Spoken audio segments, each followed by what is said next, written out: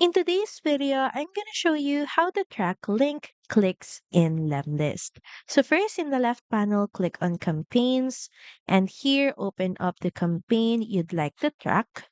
And here under campaign statistics section, you'll see the click rate metric.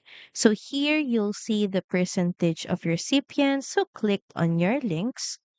Now, to get more detailed insights, scroll down to Best Performing Steps section, and here you'll be able to identify which emails and links are getting the most engagement. You can also click into individual prospects to see who clicked and when, giving you a clear signal of interest.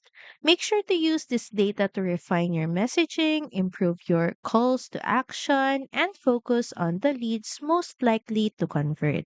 Thank you for watching this video. Also, feel free to use our affiliate link in the description. Bye!